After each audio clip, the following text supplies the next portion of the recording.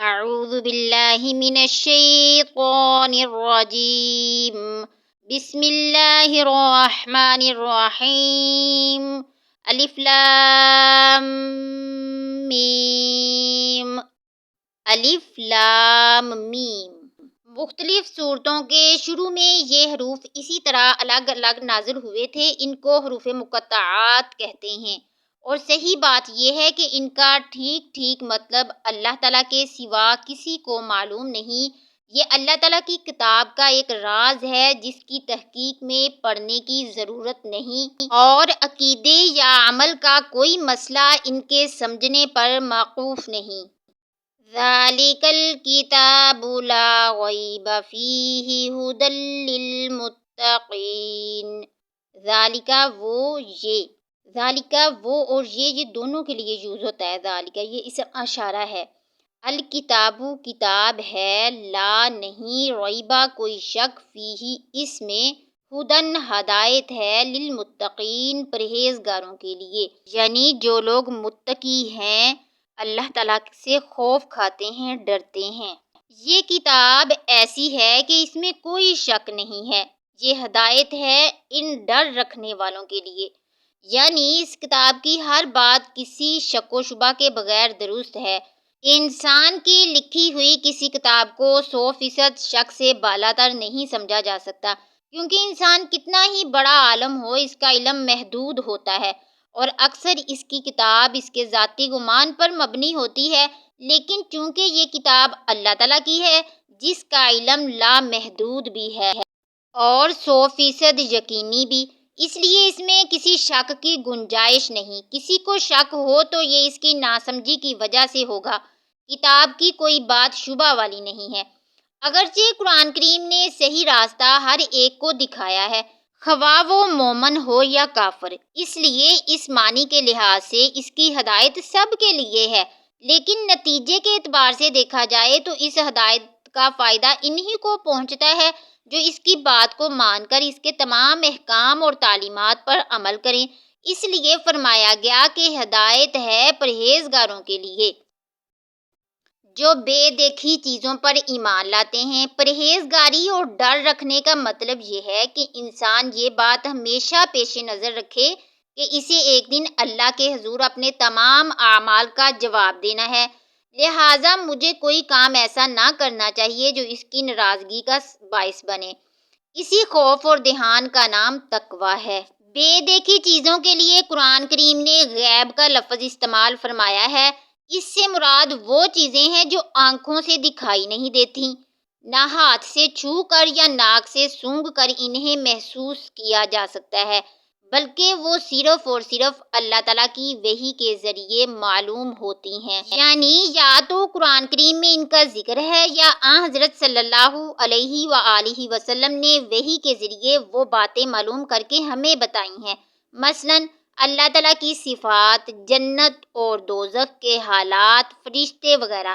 اس آیت میں اللہ تعالیٰ کے ان متقی بندوں کی تعریف کی جا رہی ہے جو غیب کی چیزوں کو بغیر دیکھے صرف اللہ تعالیٰ اور اس کے رسول صلی اللہ علیہ وآلہ وسلم کے ارشادات پر یقین کر کے دل سے مانتے ہیں، جو انہوں نے آنکھوں سے نہیں دیکھی۔ یہ دنیا چونکہ امتحان کی جگہ ہے، اس لیے اگر یہ چیزیں آنکھوں سے نظر آ جاتی اور پھر کوئی شخص ان پر ایمان لاتا تو کوئی امتحان نہ ہوتا۔ اللہ تعالیٰ نے ان چیزوں کو انسان کی نگاہ سے پوشیدہ رکھا ہے، لیکن ان کے وجود کے بے شمار دلائل مہیا فرما دیے ہیں کہ جب کوئی شخص ذرا انصاف سے غور کرے گا تو ان باتوں پر ایمان لے آئے گا اور امتحان میں کامیاب ہوگا۔ قرآن کریم نے بھی وہ دلائل بیان فرمائے ہیں جو انشاءاللہ آگے آتے رہیں گے۔ ضرورت صرف اس بات کی ہے کہ قرآن کریم کو حق طلبی کے جذبے سے غیر جانبدار ہو کر پڑھا جائے اور یہ خیال دل میں رکھا جائے کہ یہ معاملہ ایسا نہیں ہے کہ اس میں لاپرواہی برتی جائے، یہ انسان کی ہمیشہ کی زندگی کی بہتری اور تباہی کا معاملہ ہے، لہٰذا یہ ڈر دل میں ہونا چاہیے کہ کہیں میری نفسانی خواہشات قرآن کریم کے دلائل ٹھیک سمجھنے میں رکاوٹ نہ بن جائیں۔ اس لیے مجھے اس کی دی ہوئی ہدایت کو تلاش حق کے جذبے سے پڑھنا چاہیے اور پہلے سے دل میں جمے ہوئے خیالات سے ذہن کو خالی کر کے پڑھنا چاہیے تاکہ مجھے واقعی ہدایت نصیب ہو۔ یہ ہدایت ہے ڈرنے والوں کے لیے کا ایک مطلب یہ بھی ہے الذین یؤمنون بالغیب ویقیمون الصلاۃ ومما رزقناہم ینفقون۔ الذین جو لوگ یؤمنون ایمان لاتے ہیں بالغیبی غیب پر، ویقیمون اور قائم کرتے ہیں الصلاۃ نماز، ومن اور سے ما جو رزقناہم ہم نے انہیں دیا، ینفقون وہ خرچ کرتے ہیں۔ جو بے دیکھی چیزوں پر ایمان لاتے ہیں اور نماز قائم کرتے ہیں اور جو کچھ ہم نے انہیں دیا اس میں سے اللہ کی خوشنودی کے کاموں میں خرچ کرتے ہیں۔ جو لوگ قرآن کریم کی ہدایت سے فائدہ اٹھاتے ہیں، یہاں ان کی صفات بیان فرمائی گئی ہیں۔ ان میں سے سب سے پہلی صفت تو یہ ہے کہ وہ غیب یا ان دیکھی چیزوں پر ایمان لاتے ہیں، جس کی تفصیل ہم پچھلی آیت میں پڑھ چکے ہیں۔ اس میں تمام ایمانیات داخل ہو گئے، جس کا خلاصہ یہ ہے کہ جو کچھ اللہ تعالیٰ نے قرآن کریم میں بیان فرمایا یا جو کچھ حضور نبی اکرم صلی اللہ علیہ وآلہ وسلم نے ارشاد فرمایا، ان سب پر ایمان لاتے ہیں۔ دوسری چیز نماز قائم کرنا بیان کی گئی ہے، جو بدنی عبادتوں میں سب سے اہم ہے، اور تیسری چیز اپنے مال میں سے اللہ تعالیٰ کے راستے میں خرچ کرنا، جس میں زکوٰۃ اور صدقات آ جاتے ہیں، جو مالی عبادت ہے۔ والذین یؤمنون بما انزل الیک وما انزل من قبلک وبالآخرۃ هم یوقنون۔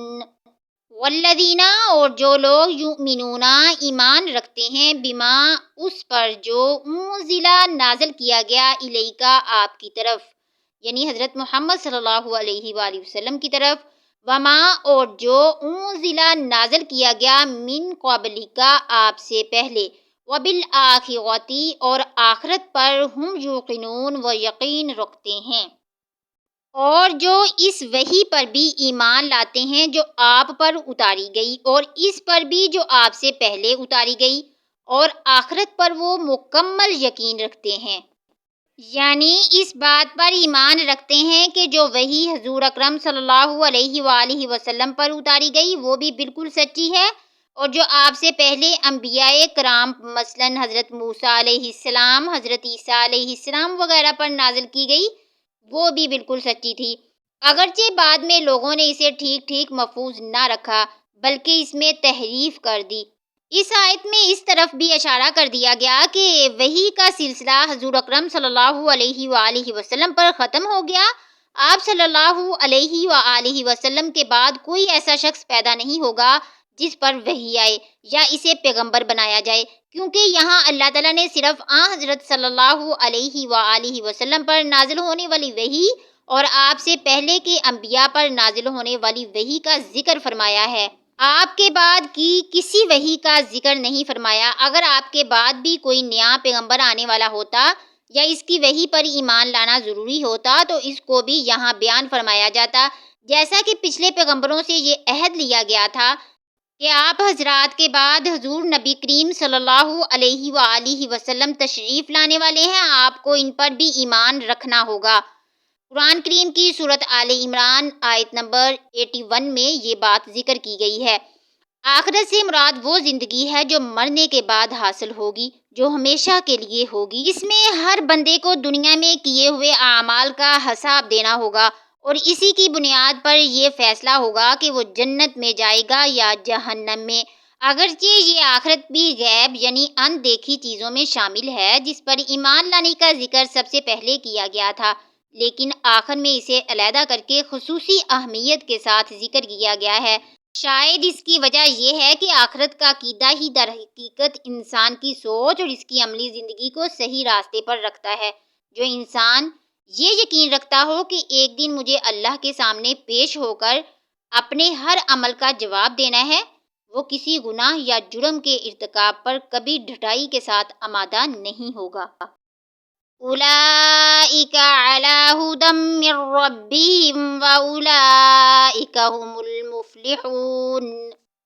اولئک یہی لوگ اعلیٰ اوپر ہدن ہدایت کے ہیں، من سے ربہم اپنے رب کی طرف سے، و اور اولئک یہی لوگ ہیں ہم المفلحون وہ جو فلاح پانے والے ہیں۔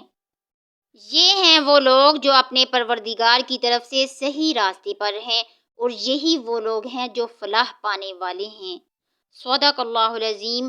اللہ تعالیٰ سے دعا ہے کہ اللہ تعالیٰ ہمیں بھی ان لوگوں میں شامل فرمائے، اور قرآن پاک کو سمجھ کر پڑھنے کی توفیق عطا فرمائے، اور اس پر عمل کرنے کی بھی توفیق عطا فرمائے۔ آمین ثم آمین، وما علینا الا البلاغ المبین۔